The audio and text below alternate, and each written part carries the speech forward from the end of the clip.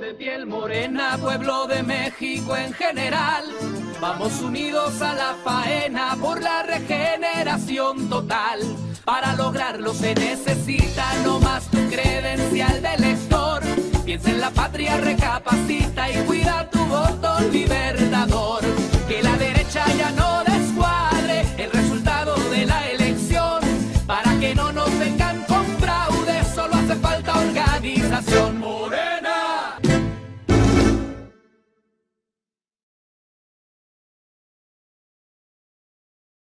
Hay hechos, pero están siempre interpretados. No perdemos todas las mediaciones, pero tampoco perdemos el hecho del sentido común. Estos son los debates, en último término, con los postmodernos, que son modernos todavía. Y muchos de nuestros estudios culturales y demás que vienen de Europa han tocado esto. Entonces, un indígena, miren qué notable, termino, en un curso, porque si no me alargo, en un curso en Brasil del movimiento Sin Tierra, eran 150 militantes de distintos movimientos porque era latinoamericano.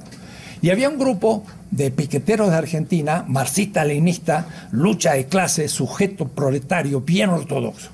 Y había un grupo de bolivianos, 5 miembros de pueblos originarios. Y ustedes saben, los piqueteros, ¿cómo le llamaban a los bolivianos? Le llamaban postmodernos.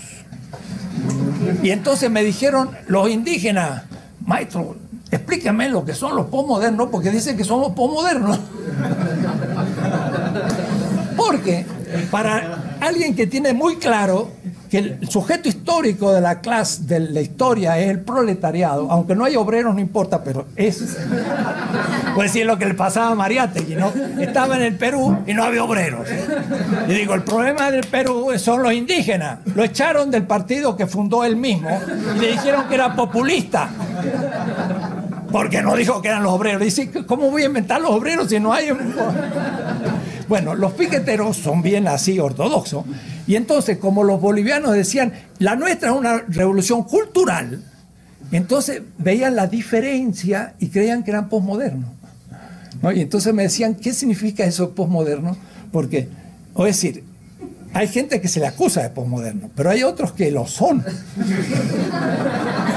Y los que lo son critican la razón, porque la razón dominadora de Europa la hemos sufrido y son entonces compañeros y nos sirven. Pero cuidado, porque al destruir la razón, destruyen la razón crítica. Entonces Rorty, que es un como postmoderno escéptico, estuvo en México. Y no se imaginan, su exposición fue mostrar cómo el marxismo, todo el marxismo era un gran discurso. Y discutió al marxismo como gran discurso. Entonces, cuando terminó, yo le digo, maestro Rorty, usted es pragmático y usted conoce Marx.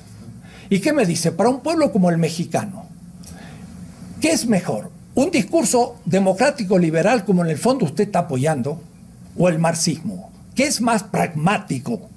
Porque usted dice que usted es pragmático. Entonces me miró, me dice, yo creo que para México sería más práctico el marxismo. Y entonces yo le dije, ¿y entonces de qué habla usted? Usted no se dio cuenta que tenía el gran discurso liberal detrás y me estaba discutiendo el gran discurso marxista. Entonces, lo peligroso es que también critican a la razón crítica. Y la razón crítica es bien razón, porque tiene que partir de un humanismo, como nos decía ayer un haitiano, en que todos somos humanos, primero, y luego diferenciados, y tenemos derecho a ser diferentes. Pero por de pronto el esclavo es humano, y el afro es humano, y la mujer es humana, y en ese punto tenemos que partir de una cierta mundialidad para poder hacer la crítica, ¿no?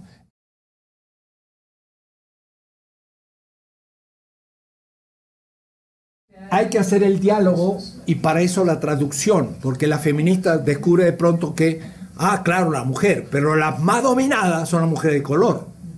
Y las más dominadas son las mujeres obreras que le pagan mal. Y las más dominadas son las indígenas.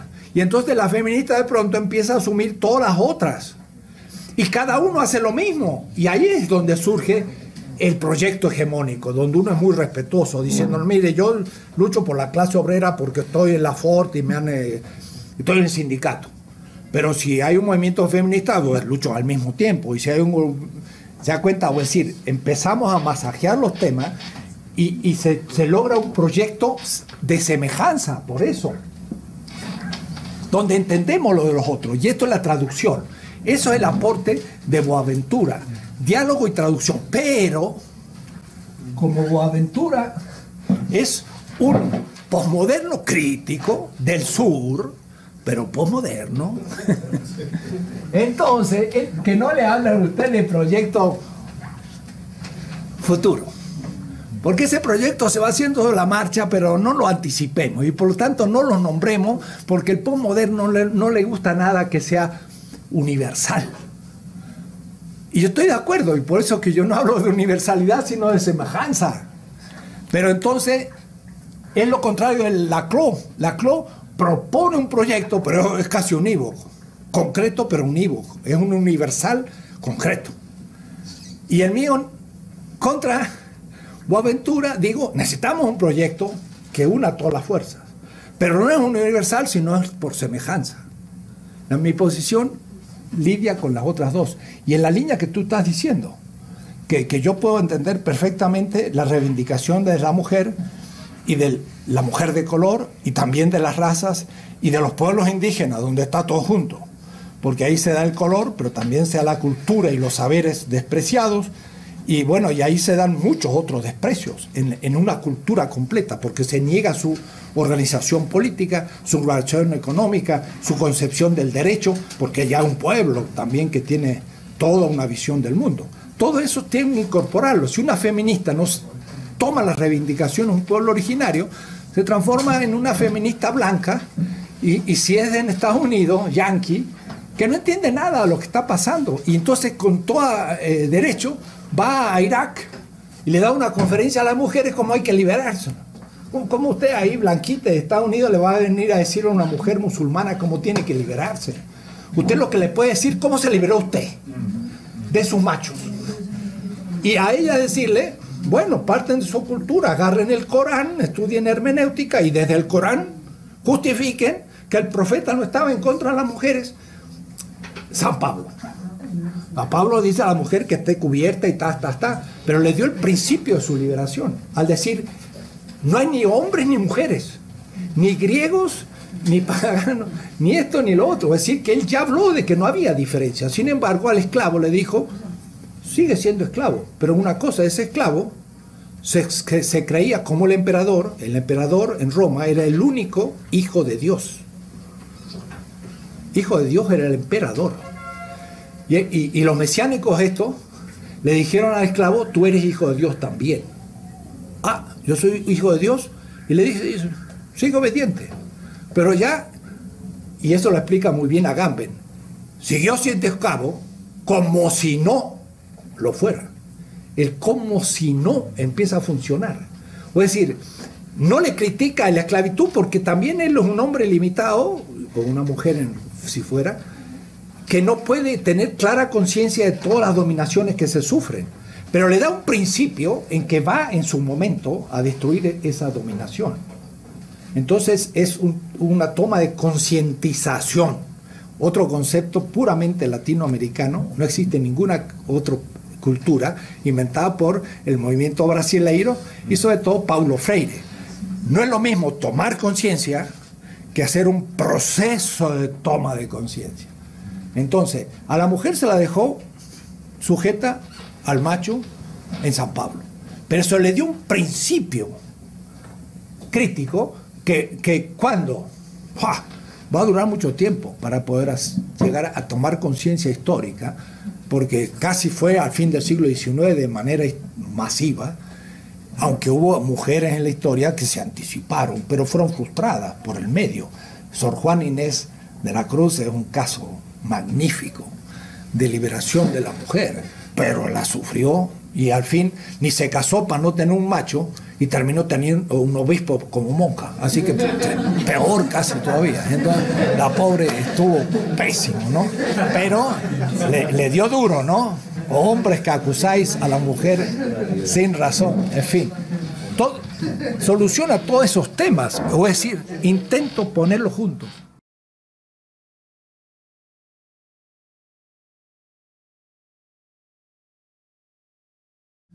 Y en el horizonte mítico, que es el horizonte metafórico donde la razón humana entiende más que en el unívoco, porque lo unívoco es más preciso, pero pierde de resonancia significativa. Mientras, como decía Paul Ricoeur, el símbolo es ambiguo, pero al mismo tiempo tiene muchos significados. Y además en cada etapa histórica se lo puede releer desde la etapa histórica y tiene un nuevo sentido. Es decir, no solo el mito significó el trabajo del que produce el mito, sino hay un trabajo del lector. Y la lectura del mito es siempre nueva, porque siempre es releída de una situación distinta, es una riqueza mucho mayor que el concepto unívoco, pero tiene menos precisión y quizás menos eficacia inmediata, pero lo tiene a largo plazo, en fin. Hay una ventaja de la razón mítica sobre la razón filosófica o científica.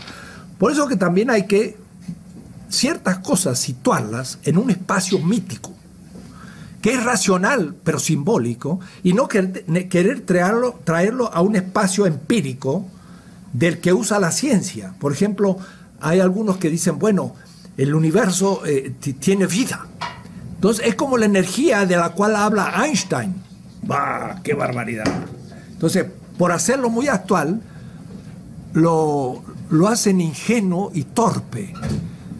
Einstein está en otro nivel que el nivel mítico. Y no debo traer un lenguaje mítico a un lenguaje empírico, sino lo destruyo. Entonces, estas categorías son abstractas. Por supuesto, pueden ser ampliadas y entender el diálogo cosmopolita. Y el cosmopolitismo significaba tomar al cosmos como parte de la política. Claro, para los griegos era parte de los dioses. Y los dioses eran el sol, la luna, los planetas, todo era divino y eso era parte de la polis. Y bueno, se puede extender a todo el universo de la realidad y repensarlo desde dentro, ¿de acuerdo? Ahora, de todas maneras, creo que hay que ver a la vida humana no como mi vida y como sujeto dominador, sino yo soy también, o somos nosotros, el ser humano, por nuestro proceso de cerebralización, la gloria de la vida. Nosotros somos la gran producción de la vida. Somos la vida que pudo tomar conciencia de ella. Y no toman todos conciencia de ella, autoconciencia. Es decir, que la vida misma tiene un desarrollo. Y no es ser humanista ni homocentrista, decir, la vida toma en el ser humano autoconciencia de su propia vida. Y como la tenemos a cargo, ahí viene la ética y la política, como la tenemos a cargo, tenemos que ser responsables de nuestra vida, pero ahora también de la vida en todo el planeta o en el cosmos. Y es una responsabilidad la vida animal y vegetal y la vida. Porque la Tierra no va a sufrir si no hay vida. Es la Luna sigue siendo la Luna, pero no hay vida. Entonces no es problema de la Tierra, es problema de la vida en la Tierra. Entonces ahí hay que tomar las cosas un poco con cuidado, porque si no se pueden llegar a confusiones que pierden seriedad. Y ahí es difícil el tema. Entonces, si alguien dijera el ser humano es eso, como yo dije, la gloria de la vida, o es decir, su culminación, bueno, es objetivo. Pero alguien dice, pero uno puede hablar con las plantas y puede hablar con los animales. Sí, en un universo mítico se puede hacer. En un horizonte empírico, hablar habría que definir qué significa. Pero si significa poder usar un léxico con conceptos, significa por de pronto hacer un ruido. Y si yo no tengo cuerdas vocales no puedo hablar. Entonces una planta no puede hablar, empíricamente. Pero en un universo mítico, sí, y puedo vivir ese diálogo. Pero hay que bien situarse con seriedad. Si no, llegamos a decir estupideces. Y eso es a veces lamentable. Gente que traduce un lenguaje a otro horizonte y entonces no va a convencer a una civilización o a personas que no tienen experiencia de situarse en el horizonte mítico, lo han perdido. Son humanos con menos cultura. Pero hay gente que no tiene universo mítico, lo ha perdido, nadie se lo enseñó. Y entonces, ¿cómo yo le transmito eso? Lo único que tendría que hacer es traerlo a una comunidad, hacer que viva la experiencia, que la vaya tomando con respeto y después de mucho tiempo empezar a abrirse ese horizonte. No es tan fácil, pero es muy rico, es muy humano y no hay que perderlo. Pero yo estoy actuando con mucha... No hay que pasar demasiado pronto de un horizonte a otro.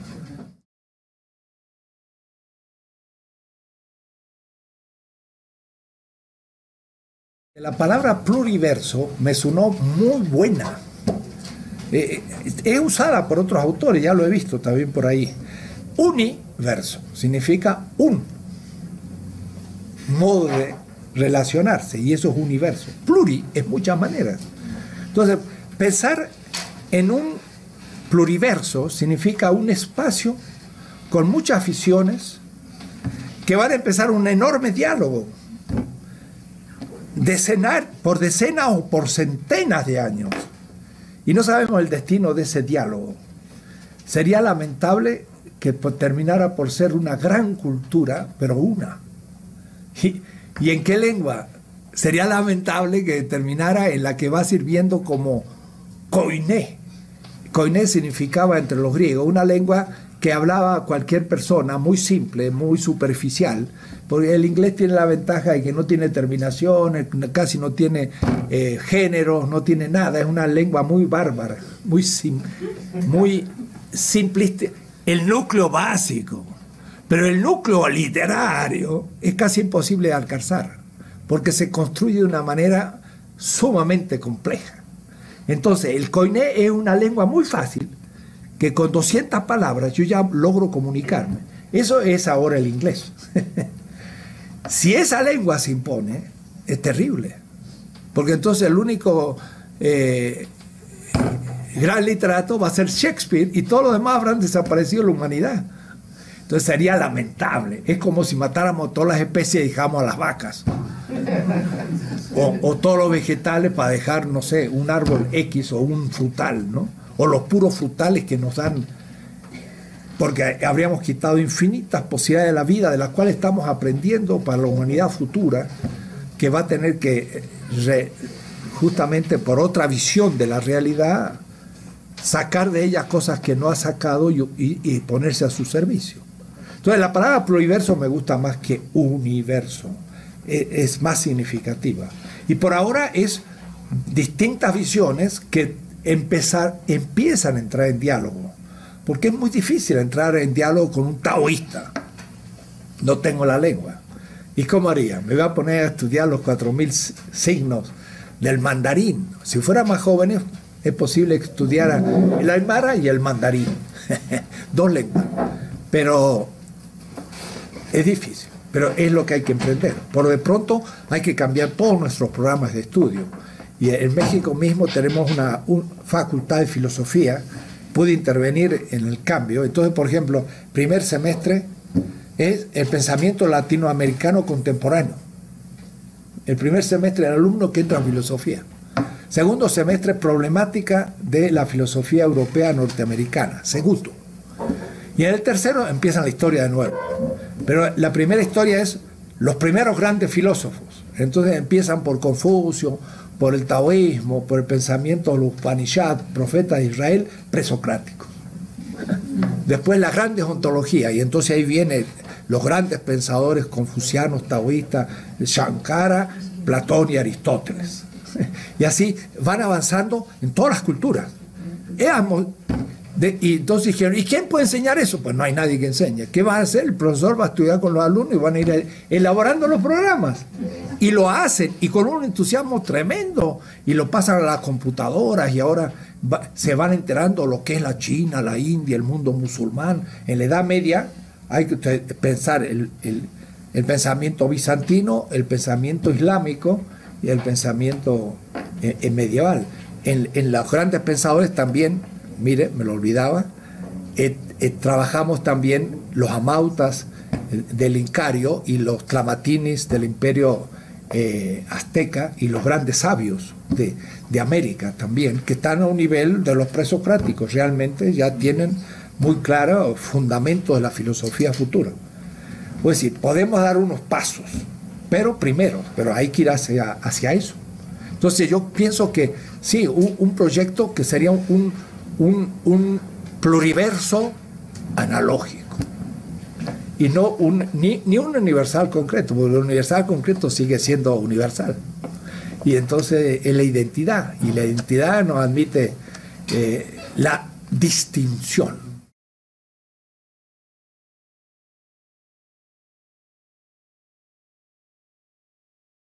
Yo creo que en esto la memoria de un pueblo, hay que ver que en realidad si tuviéramos facultades, tenemos 4 o 3 por lo menos. Tenemos una voluntad, un sistema límbico, que es lo afectivo, lo cordial, el sistema de interpretación categorial de los mapas de las neuronas neocorticales, que sería la racional, lo inteligente. Pero casi siempre olvidamos el tercero, que es fundamental. Hannah Arendt también que es la memoria. La memoria es una parte fundamental. Mire, cuando uno pierde la memoria, queda en amnesia, y cuando queda en amnesia desapareció el sujeto. Y si logra empezar a memorizar, empieza a cero de nuevo. Y si no logra ya memorizar más, no le cuento.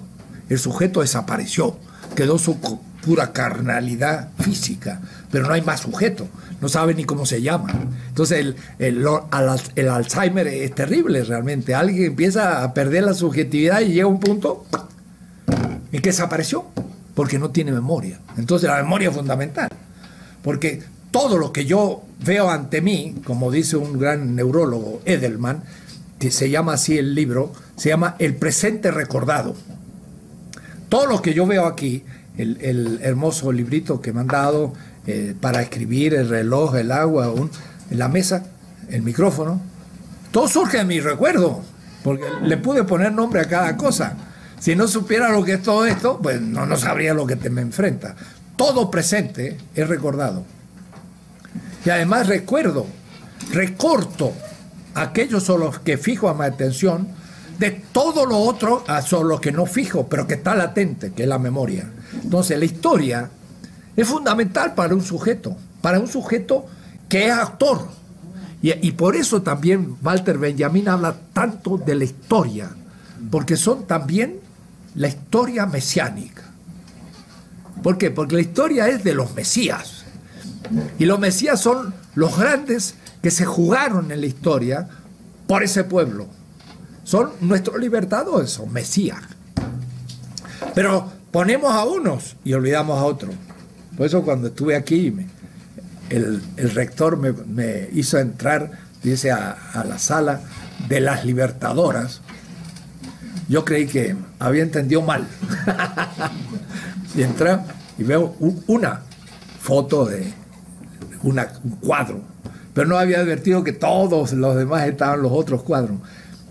Fue una idea de Enrique, del cual yo tengo muchos recuerdos de sus 18 años cuando venía a Quito, y le pregunté a una secretaria, ¿y Enrique sigue igual, inteligente y rápido?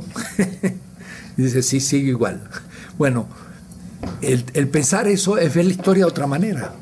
Surgieron nuevas libertadoras. Eso es reconstruir la memoria. Claro, es que siempre hicieron eso. Todos reconstruyen la historia desde el presente. No puede ser de otra manera. No es del presente ni siquiera, desde el proyecto presente. Y se reconstruye la historia mundial. ¿Y quién lo hace? Cada generación. No es una historia objetiva.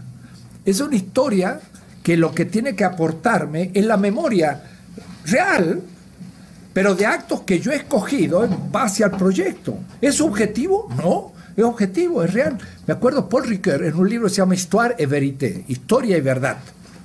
Dice que tener un método no significa ver con objetividad absoluta el objeto, porque una objetividad absoluta es absurda.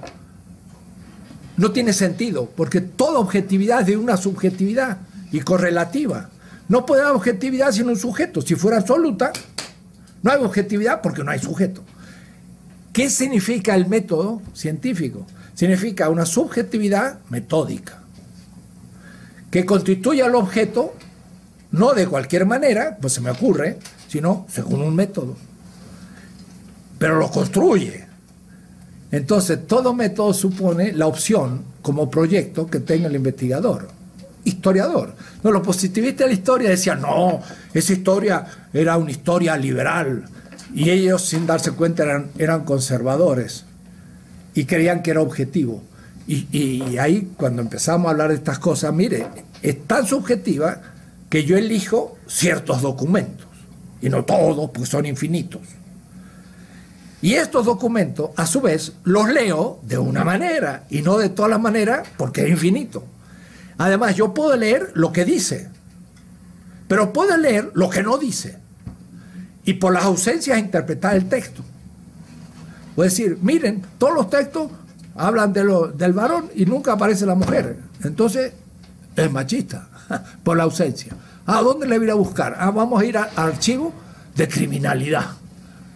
Y ahí en los crímenes de prostitución, ahí vamos a encontrar a la mujer, el único lugar donde está presente en la negatividad. Voy a decir que al elegir el documento, yo ya tengo un a priori subjetivo para construir el objeto en base a un proyecto. Rever la historia hoy es lo propio de un momento de reconstrucción radical de nuestras nacionalidades y del Estado. Lo que está pasando en Bolivia, preferentemente, pero aquí también habrá que hacer correcciones, y en Venezuela, los tres más importantes por ahora, porque es interesante, los tres empiezan por una reforma en la Constitución, lo que significa que crean nueva legalidad, pero sin la Constitución es una legitimidad todavía no legal, entonces no puede funcionar el Estado, y es el Estado, no es como dice el señor Negri, el imperio y los estados se disuelven. Política, está corrompido, el Estado es burgués, entrar al Estado es ensuciarse las manos. Holloway, cambiar el mundo sin tomar el poder. No se puede cambiar el mundo sin ejercer delegadamente el poder. Le cambio la fórmula y se la niego.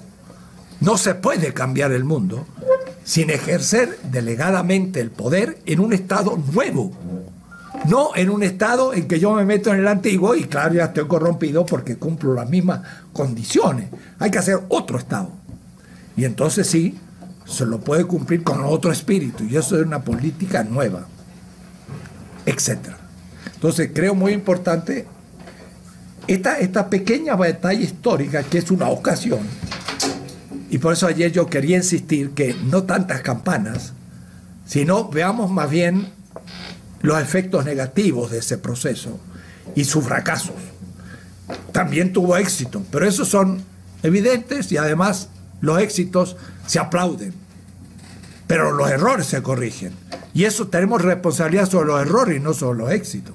Por eso que más bien hay que ver qué elementos de la emancipación están a la base del fracaso de estos 2 siglos en América Latina. ¿Por qué? Porque no hemos logrado la libertad. Seguimos dependientes de los norteamericanos que nos tratan como niños, algo menos últimamente, porque ocupados de Irak y todo, se dejaron de pensar en nosotros y nos dieron un tiempito como para empezar a respirar. Y ahora Obama justamente quiere cumplir con una nueva cara de Estados Unidos pero los grupos republicanos quieren volver atrás. Entonces, el tema de Honduras es muy importante, es un objeto de laboratorio a ver cómo va a seguir el gobierno de Obama. Si realmente apoya a Zelaya, tenemos un respiro.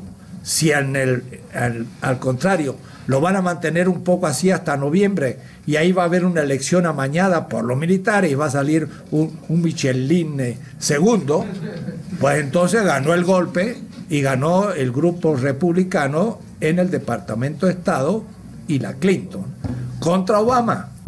Entonces vamos a decir, hay que ponerse ya con las uñas así salidas, porque se nos viene una presencia de Estados Unidos más inteligente y más fuerte que antes. Entonces ya Irak no existe, Afganistán tampoco va a existir mucho porque va a ser un fracaso igual, y Obama va a tener más tiempito de ocuparse de nosotros, y entonces como un Kennedy puede mandar de nuevo la invasión a Bahía Cochinos, que fue de un demócrata, el que hizo el peor acto de intervención en América Latina. Así que mucho cuidado, no somos libres.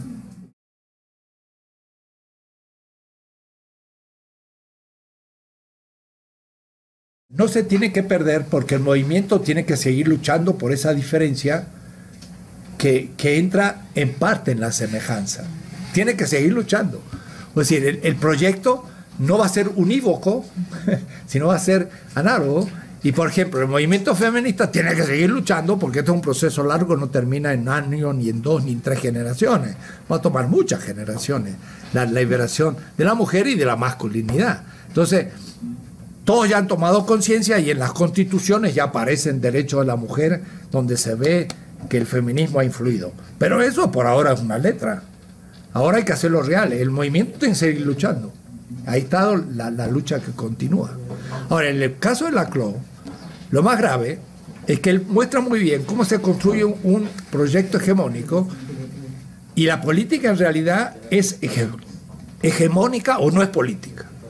Es decir, su pretensión y acertada es que el único ejercicio político propiamente dicho es hegemónico y no hay otro. Porque lo demás es dictadura e imposición de una violencia contra los otros grupos. Pero en el fondo se logra la hegemonía por la hegemonía. Y no hay contenido.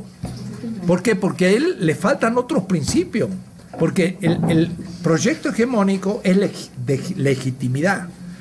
Y es un poco como el habermasiano, en el sentido que está al nivel de que llegamos a un acuerdo y estamos todos en ese proyecto. Pero el contenido de ese proyecto, que es material, económico, cultural y demás, tiene criterios también. Y eso es el contenido del proceso hegemónico, que es tan importante como demostrar cómo se logra la hegemonía. O es decir, el luchar contra una modernidad, contra un capitalismo, contra un machismo, son contenidos materiales que son los que mueven al pueblo y deben estar a la base de la nueva sociedad. Para eso a él ya no le interesa, porque para él se termina el problema en decir, es hegemónico, es político, adelante. Y no le interesan los contenidos. Es esencial los contenidos. Y los responsables son esos movimientos que han descubierto esa demanda y que la tienen que llevar a cabo. En la nueva sociedad aún. Porque mire, cuando uno ve Cuba, ¿cuántas mujeres aparecen entre las ministros? Ninguna. ¿Y cuántos son afro? Ninguno. Y además decían, en Cuba no hay religión. ¿Por qué? Porque no hay mucha religión católica, de acuerdo. Pero estaban todos los cultos que le llaman ellos de la santería. ¿Y cómo que no? Si todo el mundo está metido ahí, hasta el presidente del Partido Comunista. No, Fidel, pero en fin, es por decir. Y entonces despreciaron esa religión y como eso no era religión, pues aquí no hay religión. ¿Cómo que no hay? Era la religión del pueblo. Entonces, hay muchas revoluciones que hacer en Cuba todavía. La mujer tiene igualdad jurídica y todo, pero sabemos que la cuestión no es ni jurídica ni económica, sino que es psicológica, y eso uno puede ser muy liberación de la mujer, pero después vuelve a la casa y se impone. O mi hija tiene un novio y bueno, se le impone el machismo y le quiere poner condiciones y pierde el novio. Entonces, ¿cómo se hace, no? dura mucho una revolución y el responsable es el movimiento en seguirlo llevando a cabo. El pensamiento crítico es muy latinoamericano y yo al fin de los 60 empezamos un grupito argentino a llamarle filosofía de la liberación, pero fue pensado, la verdad, el que dio el estampido fue la teoría de la dependencia, teoría que justamente después yo releí a Marx para conocer a Marx, pero en el fondo para saber qué pasaba con la teoría de la dependencia en Marx. Entonces descubrí textos fantásticos de Marx que la gente no había considerado, y yo puedo decir que la teoría de la dependencia fue explícitamente formulada por Marx, y que los teóricos de la dependencia, Teotonio dos Santos, Cardoso, Faleto, nunca, ni Teotonio, la formularon adecuadamente según las categorías de Marx mismo. No la formularon de la siguiente manera: la dependencia entre un capital global más desarrollado nacional y un capital global menos desarrollado es dependiente por la transferencia de plusvalor de un capital nacional al otro. Ninguno lo dijo así. Hasta Mauro Marini, que era el mejor, dijo que la dependencia consistía en la sobreexplotación del trabajo en la periferia. Falso. Sobreexploto el trabajo en la periferia porque como transfiero plusvalor al centro, tengo que sacar plusvalor de la periferia y lo sobreexploto.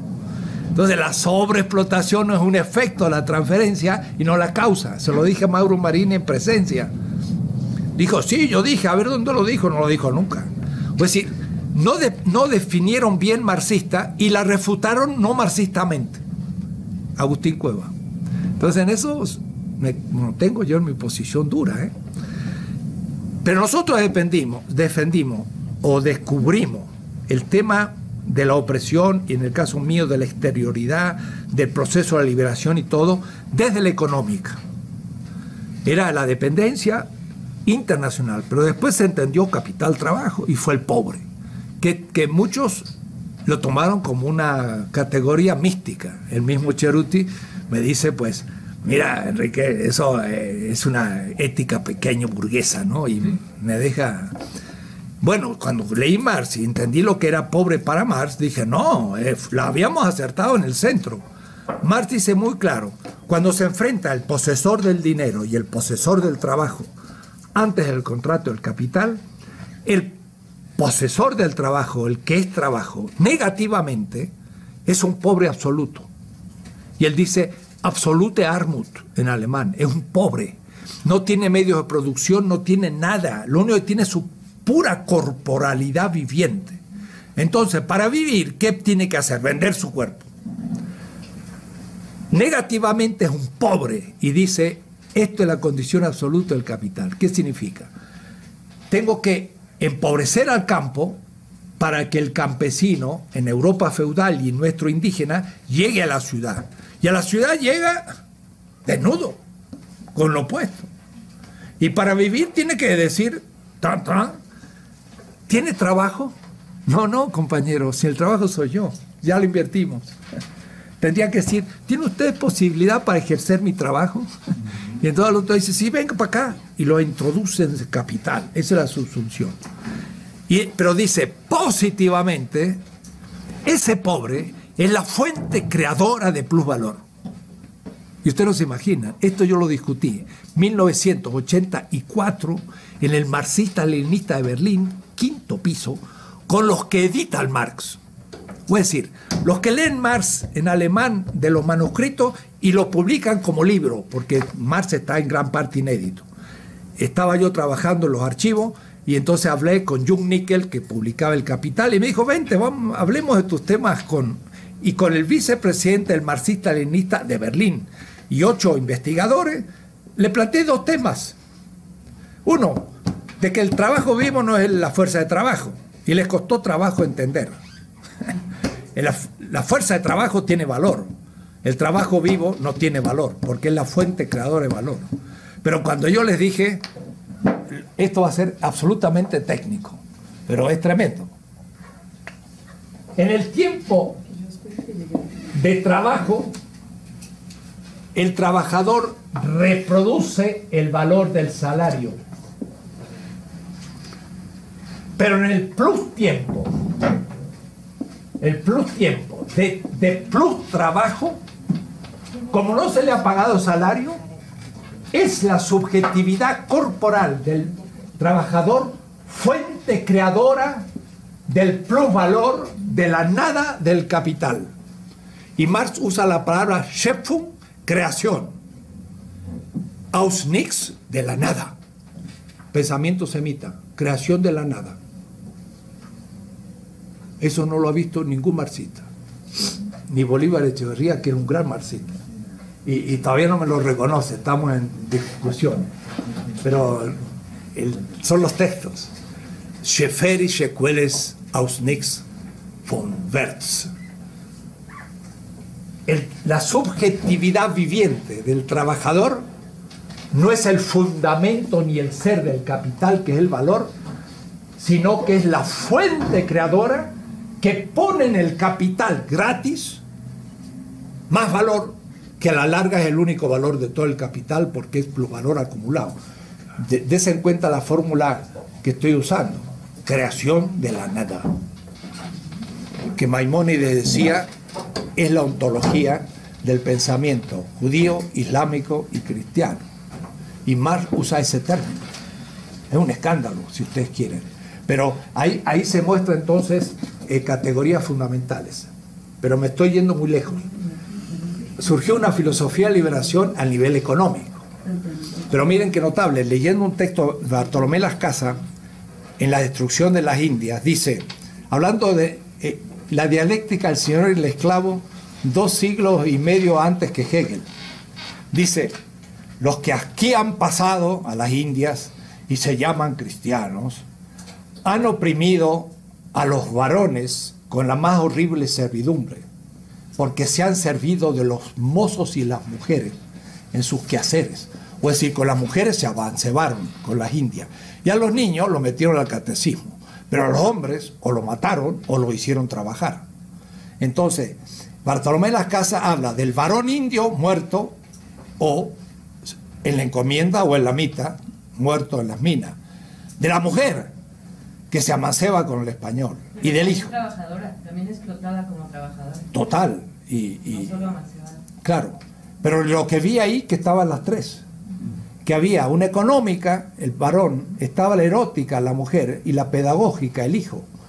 Y entonces también lo religué con Hammurabi. Hice justicia con la viuda, la mujer, con el huérfano, la pedagógica, y con el pobre, la económica, y el extranjero, la política. Entonces, en el año 71, descubrí, primero, el problema de la opresión, la liberación, y el primer parte del capítulo 3, que está en mi página, lo pueden leer, es la erótica latinoamericana y la liberación de la mujer, con errores, pero algunas intuiciones fuertes. Luego la segunda, la liberación del hijo y la cultura popular, la pedagógica. Y luego viene el tema económico-político del pobre, etc. Entonces ya vi esos 3 temas. Pero era el inicio, porque quizás mi trabajo fuera de uno de Vaz Ferreira por 1910, es el segunda obra filosófica sobre el problema de la feminidad en el continente americano, porque fue 1971 que yo escribí ese libro. Entonces, las mujeres empezaron a tomar este tema que yo llamaría filosofía diferencial. Nosotros la descubrimos de la económica, y yo traté otros temas, soy excepción, porque casi ninguno tocó ese tema, excepción. Y ahí me tuve que agarrar a Freud en una escuela de psicología, y con todas las compañeras, porque eran todas muchachas que hacían su maestría, releímos Freud. Y ahí me descubrí al Freud machista, pero leído uno por uno. Entonces, así como hay un mundo que tiene un yo pienso, en la pedagógica es un yo que enseño magistral, y en la en la erótica es un yo fálico que constituye a la mujer como objeto sexual, y eso lo demuestro desde la conquista. El yo conquisto es también yo domino a la mujer como objeto, y eso es Malinche, y ahí empieza todo, ¿no? Entonces, todo eso lo he trabajado mucho. Un poco Ahora, el problema es que también hay poca producción para las filósofas mujeres, ¿no? Sí, pero ahora lo que te quiero dar razón es que eso lo hice yo ahí, pero después me di cuenta que tenía que ponerme a escuchar, porque empezó la gran producción de la filosofía feminista y ha sido impresionante. Entonces ya uno empieza a aprender de esa corriente, igual que la otra filosofía diferencial, el problema de la raza. Y entonces todas estas que son demanda de los movimientos sociales se transformaron en filosofías. Pero lo más notable es que gracias a Levinas, que me mostró el otro, pero que me lo mostró con el rostro de la viuda, el huérfano y el pobre, me di cuenta de que la filosofía es diferencial. Entonces, las mujeres, por ejemplo, han aportado muchos elementos. El primero, la sustancialidad. Ellas hablan mucho, ¿cierto? Se sustancializa. Y yo hablaba de la erótica en los 70, que no es lo mismo que el género, porque el género, pues no es solamente la corporalidad sexual, es la interpretación cultural y los usos culturales de los sexos. Entonces, se define a la mujer de una manera. Entonces, no es solamente por su sexualidad, ni siquiera por su constitución femenina a nivel cerebral y hormonal y todo, que hay diferencia física, por supuesto, entre el varón y la mujer. No puede decirse que seamos iguales, no somos iguales, sino entonces seríamos hermafroditas y ya terminamos el tema y no habría más que hablar. No, somos diferenciados. Pero eso se vive culturalmente y después se vive como dominación. Y entonces ahí empieza el problema del género, el patriarcalismo, el machismo, todo lo que se va a ir haciendo. Ahora, de ahí surgió después la raza. Ahora, la clase obrera ya había trabajado su tema desde Marx. Y se va aumentando este tipo de pensamiento. Cada uno de ellos, hablando ahora de metodología, exige un método distinto, exige un marco teórico específico y autores diferenciados.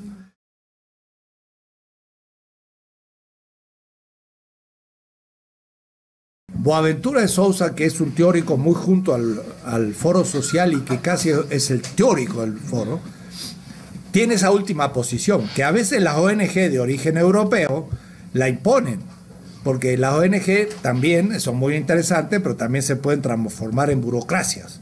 Y burocracias al fin que responden a lo que dan los fondos. Y a los europeos no les interesa la política, pues no se van a poner a trabajar ahí en favor de Evo o en contra de Evo o de Correa. Prefieren quedar al plano social para ir gestando conciencia histórica. Pero la política es fundamental. Emir Sader, justamente en un foro que tuve yo, que también insistía en este punto, escribió un artículo en la Fola de Sao Paulo para influenciar al foro, decir, los movimientos tienen que adquirir por fin una responsabilidad política y tienen que entrar a la política. Y todo lo que yo he expuesto es para dar razones a los movimientos de entrar en la política, porque no es algo sucio, ni corrupto, ni dominación, porque la tenemos que definir de otra manera. Pero Boaventura, como el foro, un poco queda diciendo, bueno, sigamos en esta discusión más tiempo, porque todavía no hemos logrado esta semejanza, y posterguemos la compromiso político y quedemos en lo social. Entonces es importante, y yo lo describo acá muy clarito, la diferencia entre lo social y lo político, que Hannah Arendt, por ejemplo, critica diciendo lo político no tiene nada que ver con lo social. Para decirlo muy rápido y de manera muy abstracta, si hay un campo político, como un disco en perspectiva, hay campos materiales. Por ejemplo, el campo económico, el campo cultural, el campo ecológico, otros campos.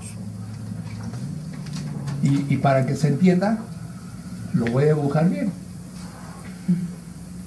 A ver cómo es.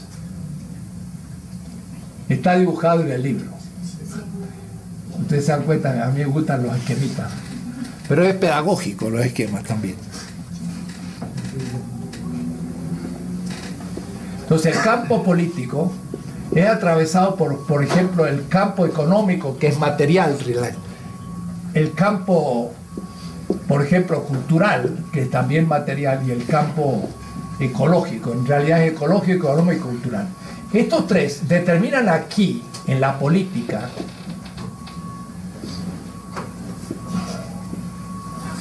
un ámbito, este ámbito de lo político, que tiene otros aspectos, que está determinado por lo material. Es decir, el sistema económico crea contradicciones en el campo material a la política, una injusticia. Y entonces eso se crea como un problema social para la política.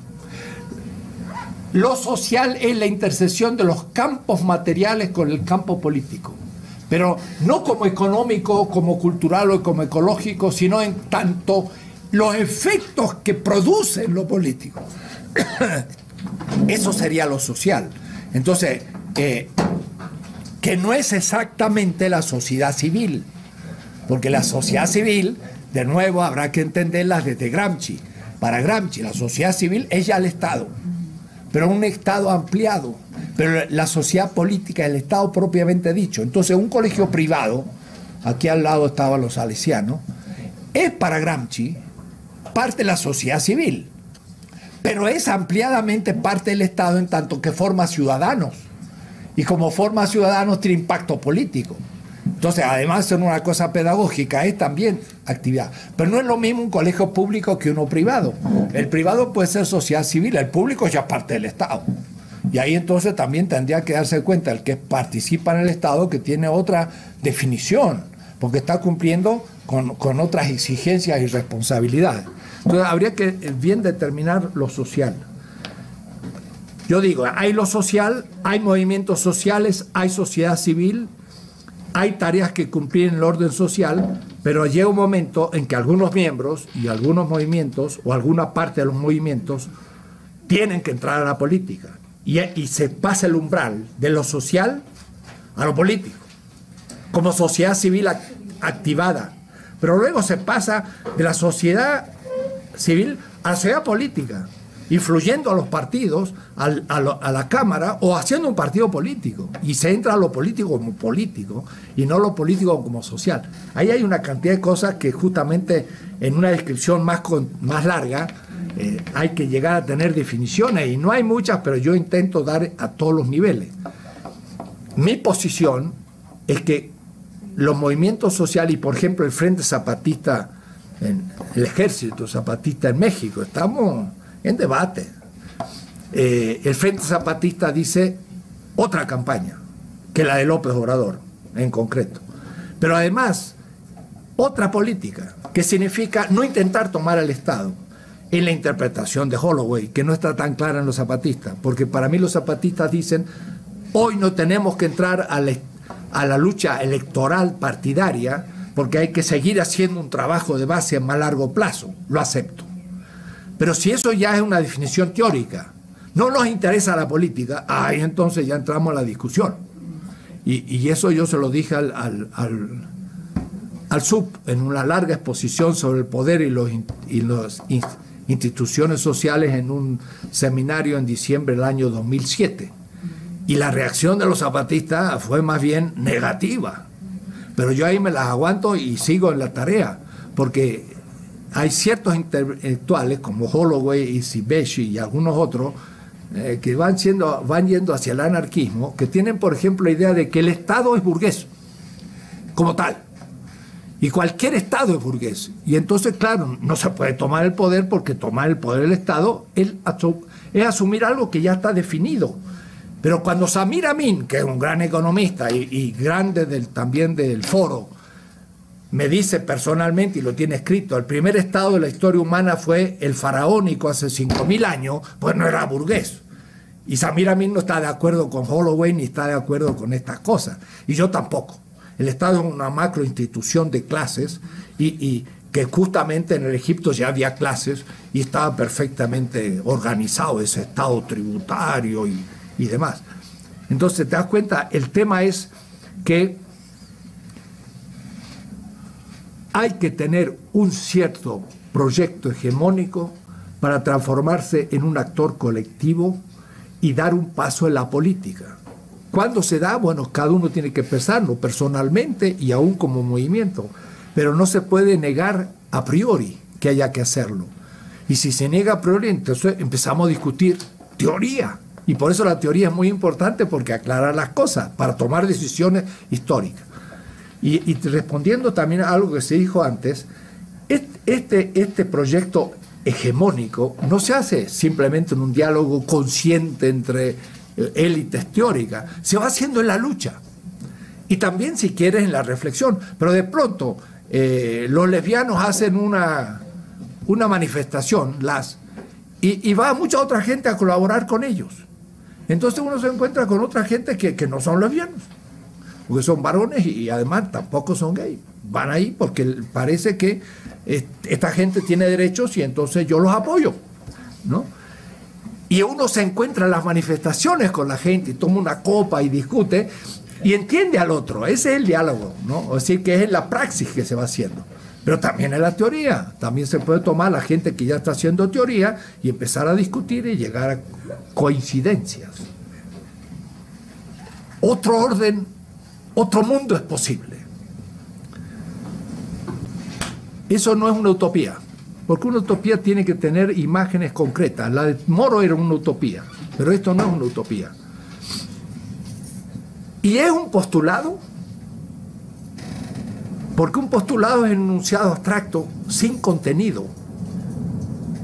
Por ejemplo, dice Marx, en el reino de la libertad. ¿Qué es el reino de la libertad? Lo toma de Schiller, que es un poeta y un esteta. Pero el reino de la libertad sería tiempo de trabajo cero. La jornada de trabajo sería tan chiquita, que llegaría un momento en que las máquinas harían todo y el ser humano no trabajaría más. Sería la económica perfecta. Es un postulado. Se puede pensar empíricamente imposible. Y dice Marx, dice él,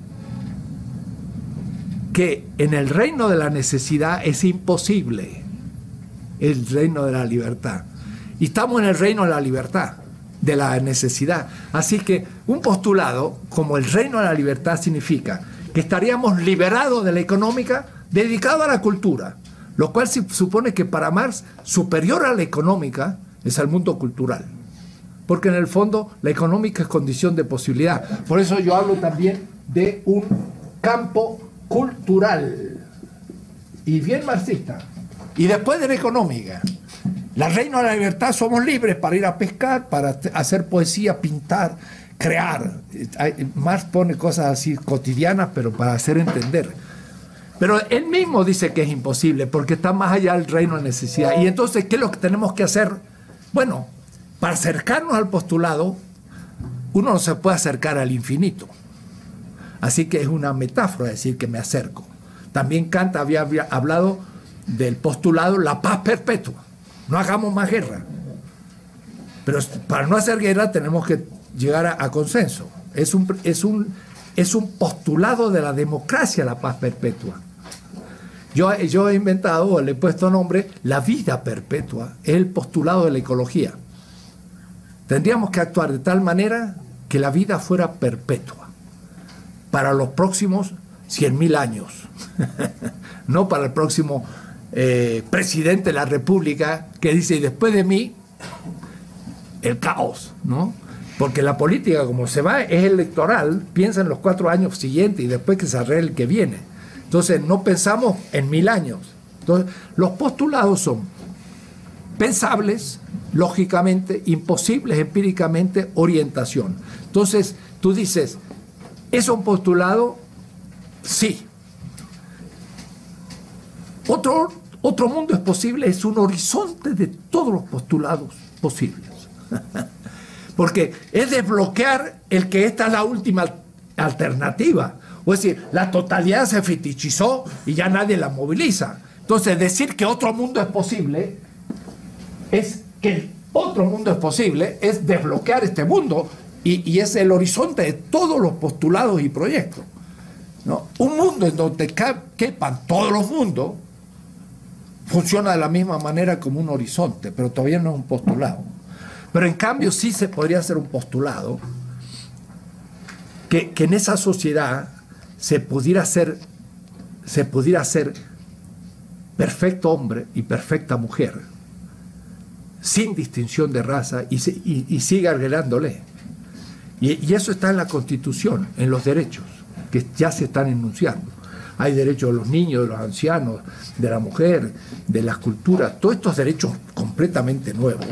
Son postulados también, porque todavía no están realizados, pero al mismo tiempo hay que pensarlos simultáneos. Está en el plano de los postulados y está en el plano de la praxis cotidiana.